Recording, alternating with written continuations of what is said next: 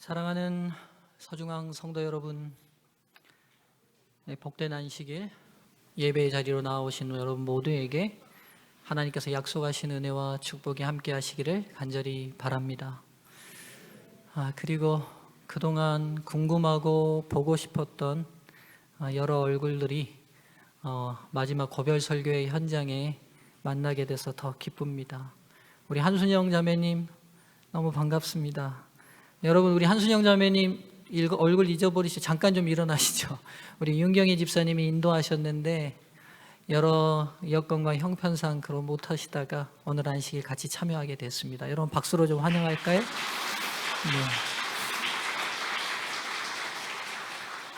우리 최경원 집사님 아들이 온 것 같은데요. 맞나요? 쌍둥이 아들 중에 첫째입니까? 둘째입니까? 둘째. 예. 그럼 우리 영어학원에서 침례받은, 네, 예, 잠깐 좀 일어나실까요? 여러분, 최경원 집사님 우리 둘째 아들입니다. 네. 네. 예, 우리 오늘 그 한관내신 우리 조민영 자매님, 부군이신 우리 고 원장님 저기 와서 앉아 계시는데 잠깐 우리 성도들에게 얼굴 좀 보여주시겠어요? 네. 여러분, 우리 그 기악팀에서 첼로 하는 아이가 규현인데요. 규현이 이 친구가 규현입니다. 이 규현이 아빠 되십니다. 네. 다들 환영하고 감사하고요. 더욱이 오늘은 굉장히 특별한 특창을 저희가 하나님께 올리고 또 저희도 듣게 됐습니다. 우리 두 성악가가 이렇게 듀엣 무대로 함께 쓴 건 5년 만에 처음입니다. 예, 감사합니다. 하늘의 찬양대의 음성을 들은 것 같아서 감사하고 가사 내용이 꼭 저에게 해주시는 하나님의 음성 같아서 더욱 감사했습니다. 2018년 2월 23일 금요일 바리새인과 세리라는 제목으로 누가복음 18장 4절부터 19절로 여러분에게 첫 설교를 드렸습니다. 이제 만 5년이 됐고 2023년 2월 11일 저는 이제 여러분에게 마지막 말씀을 드리기 위해 이 자리에 섰습니다. 5년간 부족한 이 종을 붙드시고 인도하신 하나님께 감사드리고 부족하지만 사랑으로 늘 격려해 주신 우리 성도들께 진심으로 감사드립니다. 이 마지막 말씀을 어떤 말씀으로 드려야 할까 기도하고 고민하다가 선하게 대쟁투의 마지막을 살아가는 저와 여러분에게 하나님이라면 아마 이런 말씀을 하셨을 것이다 라는 생각을 가지고 오늘 말씀을 준비했습니다. 오늘 말씀의 제목은 불화가 골짜기의 찬송입니다. 우리는 선과 악의 가장 치열한 시기를 살아가고 있습니다. 그래서 베드로 사도는 지금 우리의 형편과 상황을 이렇게 말씀하십니다. 베드로전서 5장 8절 근신하라 깨어라 너희 대적 마귀가 우는 사자같이 두루 다니며 삼킬 자를 찾나니. 여러분, 참 신앙을 지키기가 어려운 시대에 삽니다. 그 이유가 단순히 우리가 게으르고 나태해서만이 아니라 우리의 대적 사탄이 우리가 하나님께 붙어있지 못하도록 어떻든 틈만 보이면 우리의 숨통을 끊어놓기 위하여 끊임없이 우리를 공격하기 때문입니다. 그러니 성도님들이시여 너무 스스로를 자책하지 마시기 바랍니다. 여러분 최선을 다해 잘하고 계십니다. 여러분과 저에게 필요한 것은 하나님의 절대적인 능력과 힘이니 우리의 나태함과 게으름과 부족을 깨닫는다면 그때마다 우리를 전적으로 도우실 우리 주 예수 그리스도의 은혜를 간구하는 기도를 기억하시고 쉬지 않게 되시기를 간절히 바랍니다. 그리고 이 상황에서 우리가 취해야 할 태도를 베드로 사도가 연이어 말씀하세요. 사자처럼 우리의 숨통을 끊어놓고 우리를 잡아먹기 위하여 끊임없이 우리 주위를 맴돌고 있는 우리의 대적 마귀를 우리가 어떻게 해야 할까? 너희는 믿음을 굳게 하여 그를 대적하라. 믿음을 굳게 하여 그를 대적하라. 사단을 대적하는 방법은 한 가지밖에 없습니다. 우리의 믿음 외에는 방법이 없어요. 우리의 주님을 향한 우리의 믿음을 굳건히 하는 것 밖에는 방법이 없는데, 그럼 도대체 이 믿음을 굳건히 한다는 게 어떤 것일까? 역대하 20장 구약에 있었던 한 전쟁의 이야기를 통해 믿음을 굳건하게 한다는 것은 우리 삶에 어떻게 나타나야 되는지 오늘 이 시간 한번 살펴보기를 원합니다. 역대하 20장 1절부터 30절까지에서는 남방 유다의 왕 여호사밧 시기에 일어난 한 전쟁을 기록하고 있습니다. 모압, 암몬, 마온의 연합군이 유다를 침략한 전쟁이었습니다. 보통 전쟁을 기록할 때요, 침입한 군인들의 숫자까지도 구약 성경은 꽤 상세하게 기록합니다. 근데 이 전쟁에서는 침략한 군인의 숫자를 기록해 놓고 있지 않아요. 왜냐하면 수가 너무 많았나 봐요. 너무 많아서 수를 기록하지 못할 만큼 많은 수가 이 남방 유다를 침략했습니다. 이 이야기를 기록하고 있는 1절부터 30절까지의 내용들을 정리해 보면 1절부터 4절은 연합군대의 침략 소식에 대한 여호사밧 왕의 반응을 기록하고 있습니다. 그리고 5절부터 13절까지는 이 여호사밧 왕이 온 백성을 모으고 하나님께 드리는 기도문이 기록되어 있어요. 그리고 14절부터 19절까지는 그렇게 드렸던 기도문에 대하여 즉각적으로 하나님께서 응답해 주시는 내용이 기록되어 있습니다. 그리고 20절부터 23절은 드디어 전쟁에 나가는 여호사밧과 그의 군인의 전쟁 수행을 기록하고 있고요. 마지막 24절로 30절까지는 그 전쟁의 승리와 전리품을 거둬들이는 그 결과들을 기록하고 있습니다. 먼저 연합군대의 침략 소식을 듣고 여호사밧이 보인 반응을 좀 우리가 살펴보면 좋겠어요. 역대하 20장 3절의 말씀에는 여호사밧이 두려워하여라고 기록하고 있습니다. 여기서 먼저 질문 하나 드리죠. 성도 여러분, 믿음이 있는 사람은 시련과 고난 앞에 두려워해야 합니까? 두려워하지 않아야 합니까?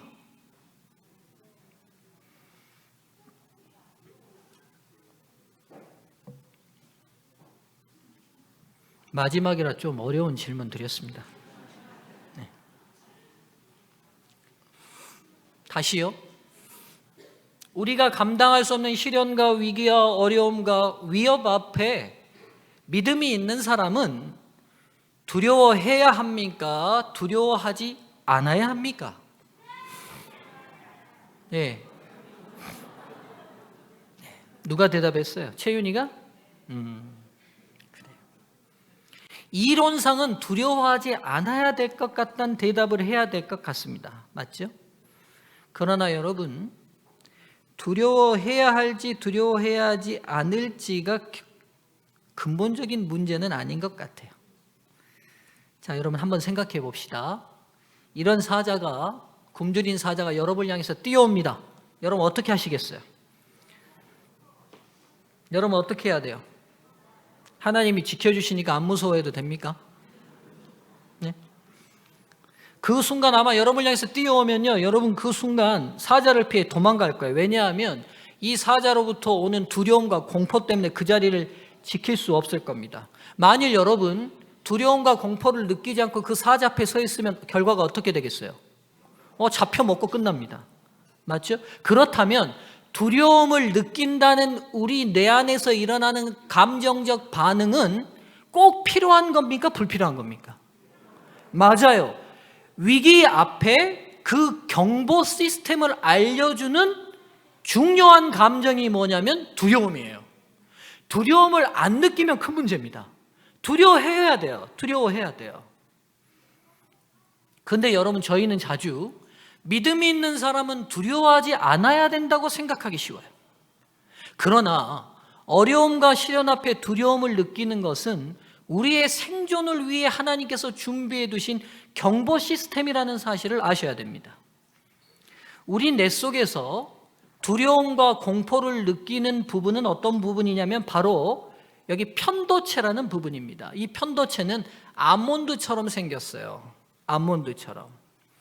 근데 때로 선천적으로 이 편도체가 작게 태어나거나 이상이 있게 태어나는 아이들이 있다고 합니다. 이 아이들에게 나타나는 반응은 뭐냐면요, 두려움과 공포를 느끼지 못해요. 그래서 보통 애들이 큰 개가 와서 왈왈 짖으면 어떻게 해요? 엄마 뒤로 숨든지 무서워해야 되는데, 이 편도체가 고장난 아이들은 어떠냐면 그 맹수에게 다가갑니다. 공포를 못 느껴요. 그리고 우리 스스로 힘이 센 누군가가 잡으러 위협하고 때리려고 그러면 어떻게 해야 되죠? 움츠려야 되는데, 이 편도체가 고장난 아이들은 그러지 않아요. 그리고 차가 세게 지나가면 아이들이 무서워서 뒤로 물러나야 되는데, 이 편도체가 고장난 아이들은 그냥 뛰어들어요.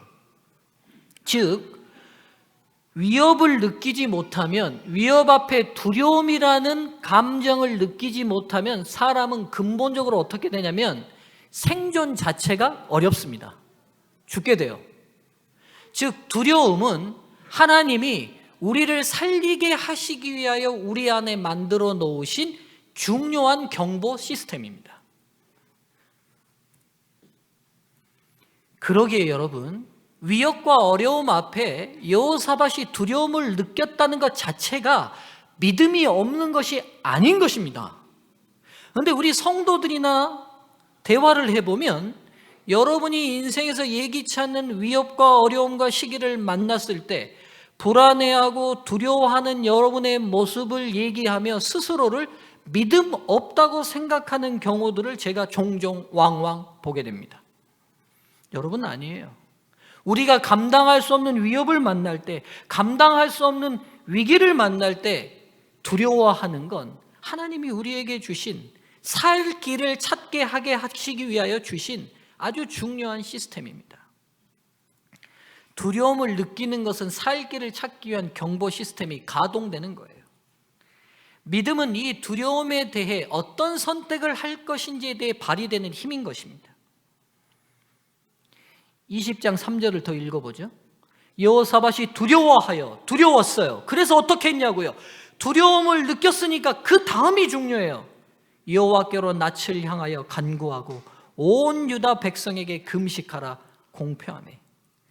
믿음이 있고 믿음이 확고한 사람은 두려워하지 않는 것이 아니라 위협과 시련 앞에 두려워하지만 두렵기에 하나님께 의지하는 사람인 것입니다. 뭐 하기에요? 두렵기에 하나님께 의지하는 사람이에요. 두려움이 크면 클수록, 공포가 더 몰려오면 몰려올수록 하나님의 품으로 나아가는 사람인 것입니다. 여러분, 풍랑이는 갈릴리 바다 안에서 제자들이 무서워했어요. 여러분, 무서워한 것 자체, 두려워한 것 자체가 믿음이 없는 게 아니에요. 무서우면서도 누구를 찾지 않은 게 믿음이 없는 거예요? 맞아요. 그 배 안에 계시는 예수 그리스도를 찾지 않는 게 믿음이 없는 거예요. 여러분의 인생 앞에 끊임없는 위협과 시련과 어려움 앞에 두려워하세요. 충분히 무서워하세요. 그러니까요, 무서우니까요, 두려우니까요, 하나님께 피하세요. 이게 믿음이에요. 이게 믿음이 있는 거예요. 나는 이런 거 괜찮아. 이 정도는 괜찮아요. 사람들 앞에 믿음이 있는 것처럼 과시하려는 그 자체가 도리어 더 위험할 수 있어요. 저도 어떻게 할 수 없는 이 위협 앞에 힘들고 어렵고 불안하고 두렵지만 그러기에 하나님을 더 의지합니다. 이게 믿음이에요. 이게 믿음이에요. 시편 18편 2절, 여호와는 나의 반석이시요 나의 요새시요 나를 건지시는 이시요 나의 하나님이시요 내가 그 안에 피할 나의 바위시요 나의 방패시요 나의 구원의 뿌리시요 나의 산성이시로다. 믿음이 확고하다는 것은 두려운 즉시 하나님께 향하는 것입니다. 여호사밧은 이렇게 두려운 가운데 하나님을 향합니다. 그러나 실상 여호사밧 시절에 남방 유다는 굉장한 강국이었습니다. 역대하 17장 14절로 19절을 보면 국가 수치 안에 들어와 있는 정규 군대의 여호사밧 시절의 군인 수를 기록하고 있어요. 여러분, 빨리 이 수를 더해서 정확히 맞히시는 분들에게는 떠나기 전에 제가 선물을 하나 드리겠습니다.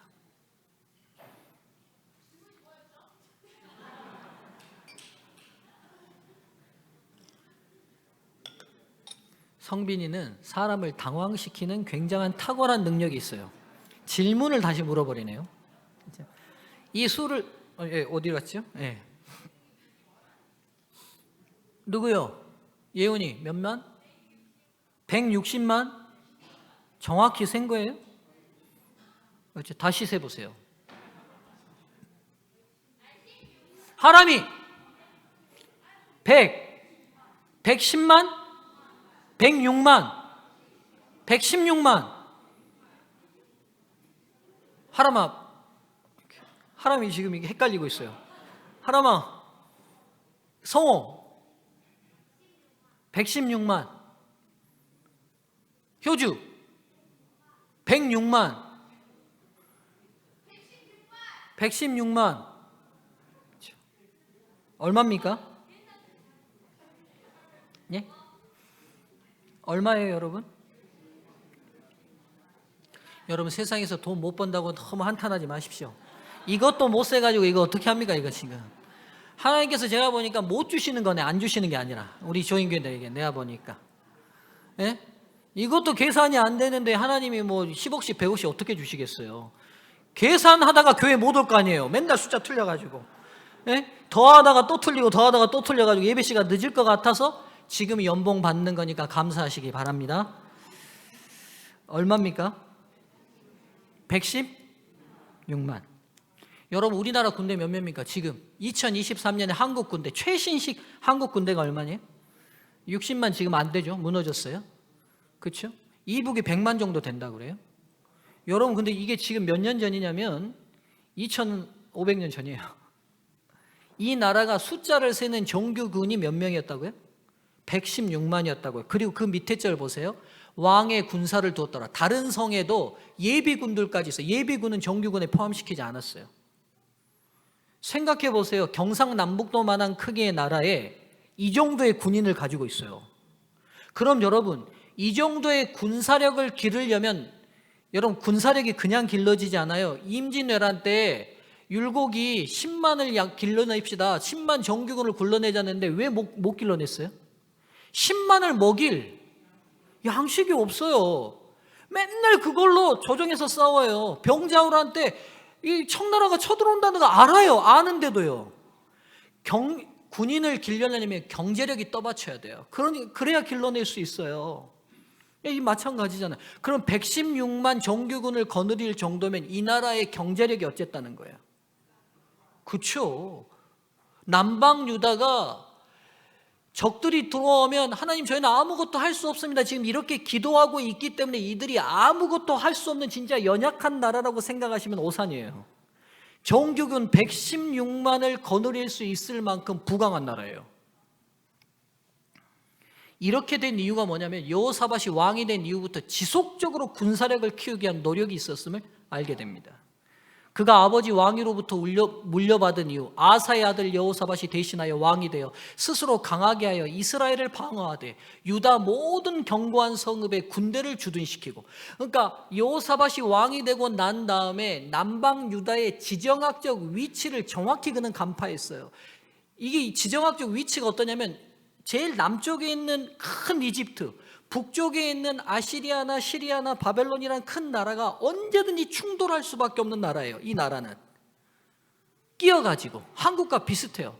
그러니까 내 나라 내 민족을 이 건사하기 위해서 우리가 집중적으로 해야 될 일은 뭐냐면 국가를 부강하게 만들어서 자주 국방하지 않으면 안 된다는 투철한 왕의 의식이 있었던 거예요.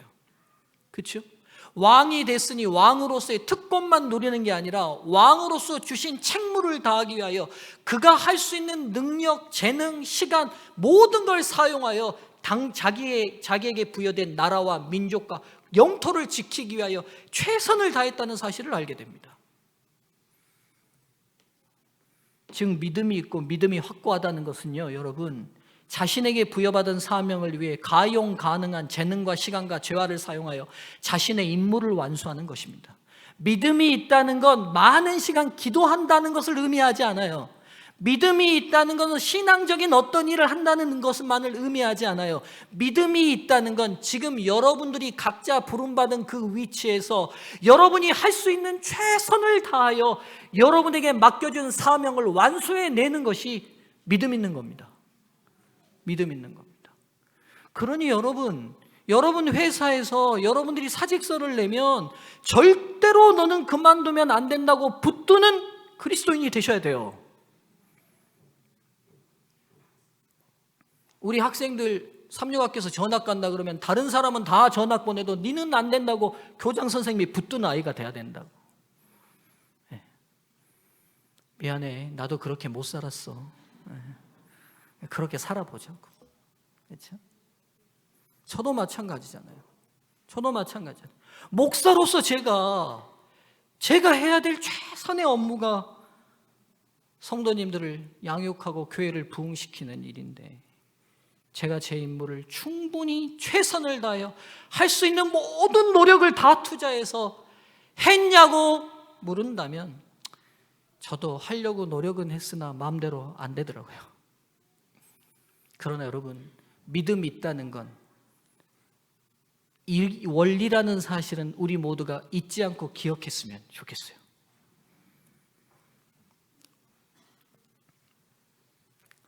열왕기하 4장에 한 이야기가 기록되어 있습니다. 엘리사 선지자에게 두 아들을 둔 과부, 즉 남편이 선지자 교육을 받았던 선지자 생도였는데 그가 죽고 과부가 되어서 이제는 먹을 것이 없어서 온전히 가난하게 되어 살 대책이 없는 이 과부가 엘리사를 찾아옵니다.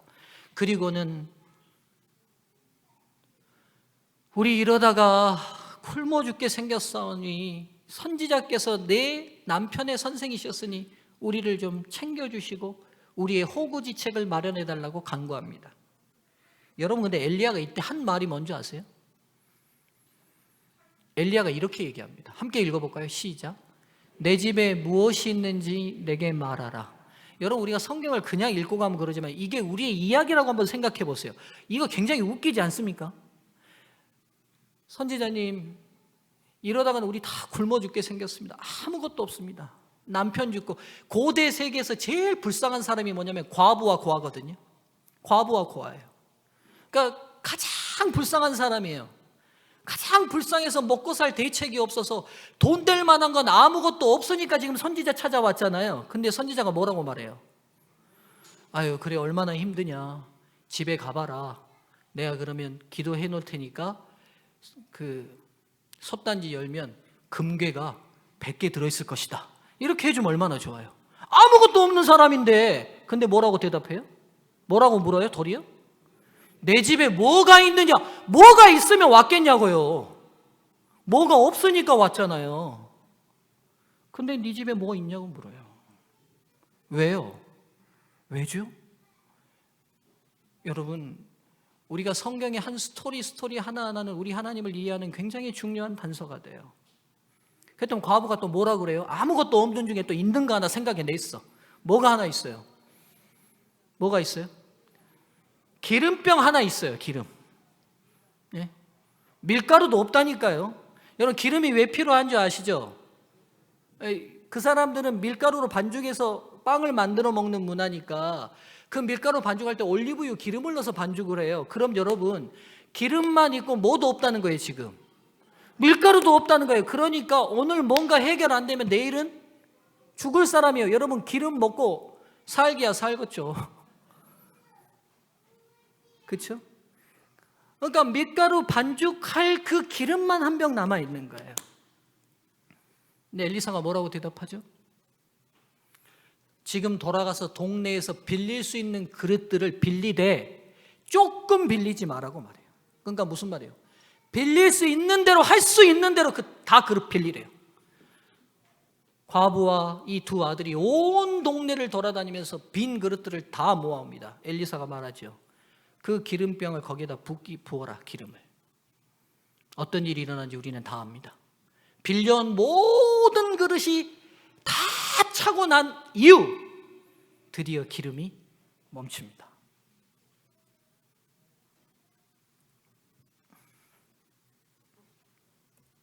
믿음은 아무것도 하지 않는 것이 아니라 내가 지금 할 수 있는 모든 것을 하는 것입니다.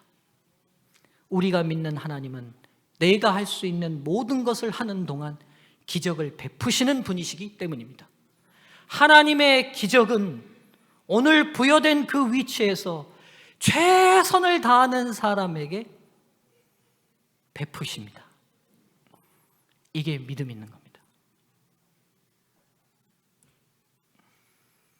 이제 여호사밧은 백성들과 함께 하나님께 이 위협 앞에 주님께서 도와주시길 기도하고 그 기도에 대한 응답을 받은 다음 드디어 전장에 출전하게 됩니다. 여러분, 이 기도문도 여러분 좀 자세하게 제가 설교를 드리고 싶은데 시간이 없어서 제가 설교할 수 없습니다. 여러분 깊이 이 기도문을 좀 연구해서 여러분과 저의 기도에 적용할 필요가 있는 기도문입니다.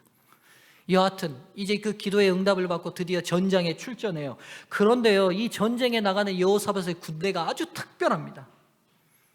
21절, 백성과 더불어 의논하고 노래하는 자들을 택하여 거룩한 예복을 입히고 군대 앞에 행진하며 여호와를 송축하여 이르기를 여호와께 감사하세 그 인자하심이 영원하도다 하게 하였더니, 이런 모습일 거예요. 상상합니다.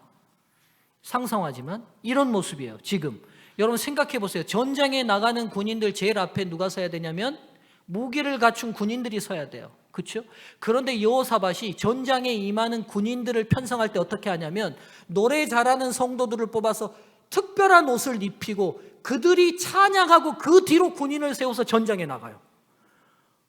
특이한 군인이에요. 큰이한 군인이에요. 여러분, 성경의 이야기 속에서 하나님께서 특별한 승리를 줄 때 이스라엘 백성들이 막 하나님을 찬양하는 장면들은 몇 장면 있어요. 그런데 지금 이 역대하 20장의 장면은요, 전쟁했어요 안 했어요? 지금 안 했어요. 승리했어요 안 했어요? 안 했어요. 그런데 지금 뭐부터 하고 나가요? 찬양부터 하고 나가요. 아무 승리도 얻은 것도 없고 아무 복도 받은 게 없어요. 아무 은혜도 받은 게 없어요. 그러나 그들은 먼저 찬양합니다. 분명히 뭘 주시니까, 은혜를 주실 거니까, 분명히 뭘 주실 거니까, 복을 주실 거니까, 분명히 뭘 주실 거니까, 승리를 주실 거니까 뭐부터 하는 거예요? 찬양부터 하는 거예요. 여호사밧과 당시 이스라엘 백성들은 기도할 때도 찬양하고요. 여러분 역대하 20장을 쭉 읽어보세요. 그럼 제일 많이 나오는 단어가 이 단어예요. 여호사밧 당시 이스라엘 백성들은 기도할 때도 찬양하고 기도에 응답이 있을 때도 찬양하고 전쟁에 나가면서도 찬양하고 전쟁에 승리하고도 찬양합니다. 그렇습니다. 믿음이 있다는 건, 믿음이 확고하다는 것은요, 복과 은혜를 받기 전이든 받은 후든 그 결과를 따지지 않고 언제나 감사와 찬양이 넘치는 삶을 사는 거예요.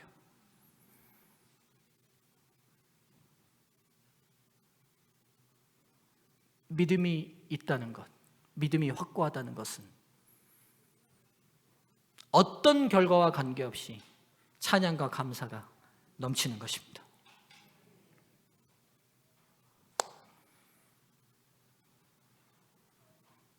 옆분들과 내가 이 부분은 하나님께 늘 감사하고 이 부분은 하나님께 찬양과 영광 돌리고 싶다, 여러분의 경험들을 기억하셔서 나누는 시간을 잠깐 갖겠습니다. 모두 다 고백하시면 좋겠어요. 하나님, 날 이렇게 해주신 것에 저는 너무 감사합니다. 이렇게 하나님 인도하신 것 찬양 드리고 싶습니다. 네. 우리 옆분들과 얘기 나누십시오.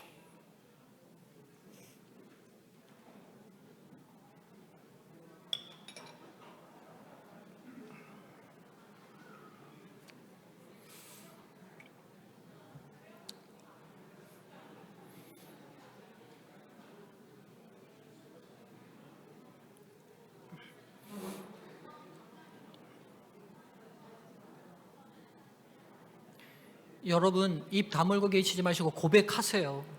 그 고백이 현실이 될 겁니다. 그 찬양이 분명히 여러분 삶에 이루어질 겁니다.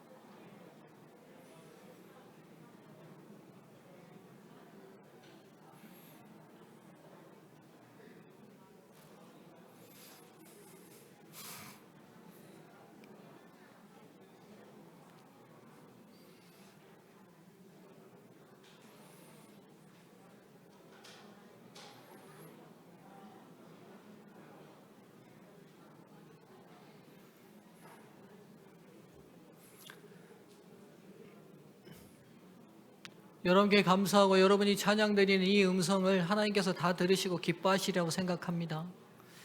몇 분만 시켜볼까요? 우리 새신랑 선민이 빨리 앞으로 나와서 하나님께 어떤 감사와 찬양을 드릴지 고백해 주세요. 새 신부도 같이 나오십시오.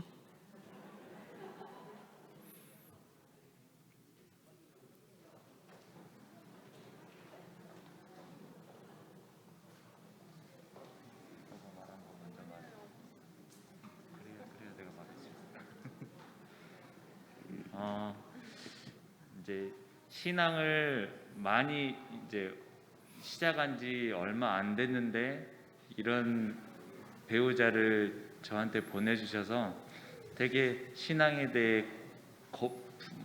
거부감도 없고 그냥 하는 대로 이렇게 존중해주면서 따라와 주는 거, 되게 그런 거에 갈등 없이 이렇게 신앙할 수 있는 거에 되게 감사합니다. 아멘. 네, 감사합니다. 하나님께서 기뻐하실 것 같네요. 네.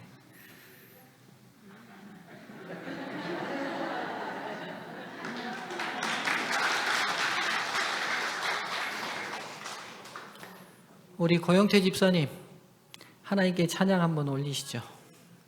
우리 김노건 자매님이랑 한번 좀 나오십시오. 제가 우리 성도들 앞에서 좀 얼굴을 좀 다시 좀 보여드리고 싶기도 합니다. 우리 고영태 집사님, 김노건 집사님은 본래 경고한 토대에서 저희에게로 오신 지 이제 1년 정도 돼 가시네요. 그렇죠? 네. 지난번에 우리 김노건 자매님이 어머니를 갑자기 여의시고 슬픔도 있으셨고 하셨는데, 네, 고영태 집사님께서 하시면 좋겠습니다. 하나님께 드리고 싶은 감사와 찬양.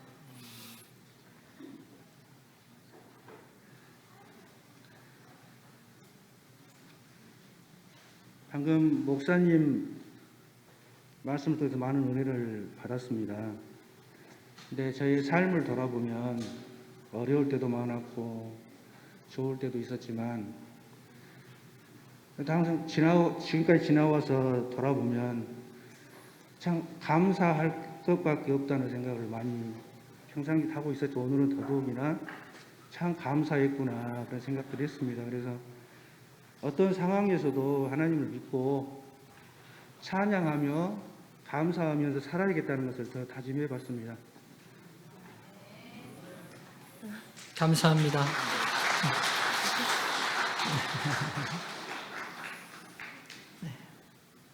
한 분만 더 할까요? 우리 윤수진 자매님.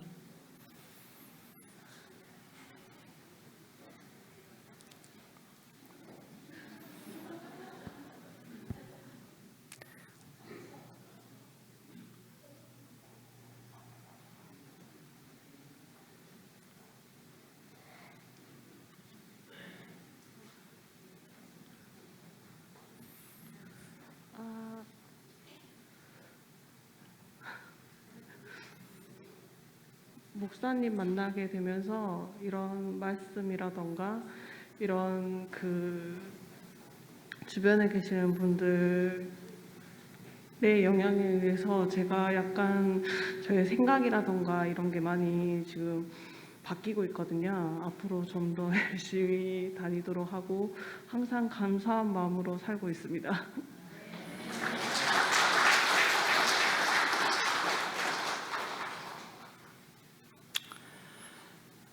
지난 5년 동안 좋은 성도들과 함께 목회할 수 있도록 하신 하나님께 저도 감사와 찬양을 돌립니다. 믿음이 있고 믿음이 확고하다는 것은 두려운 즉시 하나님을 향하는 것입니다. 두려움을 두려워하지 마십시오. 두려운 즉시 하나님께 향하면 여러분은 분명히 믿음이 있는 것입니다. 두려워하면서도 두려워하지 않는 척, 두려워하면서도 하나님을 끝까지 찾지 않는 것, 그게 믿음이 없는 겁니다. 두 번째, 믿음이 있다는 것은 자신이 부여받은 사명을 위해 가용 가능한 재능과 시간과 재화를 사용하여 자신의 임무를 완수하는 것입니다. 여러분이 있는 위치에서 최선을 다하십시오. 그게 믿음이 있는 겁니다. 세 번째, 믿음이 있다는 것은 복과 은혜를 받기 전이든 받은 후든 그 결과를 따지지 않고 언제나 감사와 찬양이 넘치는 삶을 사는 것입니다. 5년을 돌아보면 진짜 감사할 것밖에 없네요. 하나님께 찬양 드릴 일밖에 없습니다. 그렇게 된 건 다 성도님들도 덕이었다는 생각이 듭니다. 불화가 골짜기, 이 불화가 골짜기의 이름의 뜻은 축복의 골짜기입니다. 실상 이스라엘이 전부 다 전멸해서 죽음의 골짜기, 저주의 골짜기가 될 수 없었던 이 땅이 하나님을 굳게 신뢰함으로 축복의 골짜기로 바뀌었습니다. 오늘 우리의 인생의 저주 같은 골짜기, 죽음 같은 그 골짜기가 하나님을 신뢰하는 성도들을 통해 개인 축복의 골짜기로 바뀌리라 확신하며 말씀을 드립니다. 예, 장로님 잠깐만요. 이제 제가 말씀을 마치면서 우리 사랑하는 서중앙 성도들에게 드리고 싶은 마지막 당부의 말씀이 있습니다. 5가지 당부의 말씀을 드릴게요. 첫 번째, 우리의 유일한 구원자 예수 그리스도 안에 늘 머무시기를 간곡히 당부드립니다. 예수님 안에, 주님 안에 언제나 벗어나지 마시면 좋겠습니다. 두 번째, 여러분 매일 예수님과 만나는 기도, 그분의 뜻을 배우는 말씀 연구를 개인적으로 꼭 하시면 좋겠습니다. 교과 공부만이라도 충실하게 하시고 매일매일 기도하는 삶, 어디 있든지 마음속으로라도 매일매일 하나님과 기도하며 말씀을 연구하는 개인적인 시간을 꼭 확보하시면 좋겠습니다. 세 번째, 여러분 우리가 지금 속한 이 교회는 주님께서 피로 세우시고 피로 사신 교회입니다. 그러니 교회를 진심으로 사랑하시기를 바랍니다. 그리고 이 교회 안에서 온전히 연합하시기를 바랍니다. 소그룹의 활동이 있든 교회 연합 활동이 있든 여러분 적극적으로 참여하시는 게 여러분이 우는 사자처럼 삼킬 자를 찾는 사자의 목구멍에 들어가지 않는 길이기도 하니 여러분 교회를 진심으로 사랑하고 연합하시면 좋겠습니다. 네 번째, 개인적인 당부이기도 합니다. 저의 부족했던 모든 점을 용서하시고 잊어주시기 바랍니다. 더불어 제가 혹시 잘했던 것들이 있으면 그것도 잊어주시기 바랍니다. 저에 대한 모든 나쁜 기억이든 좋은 기억이든 다 잊어주시고 새로 오신 목사님과 잘 연합하시면 좋겠습니다. 마지막 간절한 당부는 내 계명은 곧 내가 너희를 사랑한 것 같이 너희도 서로 사랑하라는 이것이니라. 무엇보다 서로 사랑하십시오. 사랑합니다. 말씀을 마치겠습니다.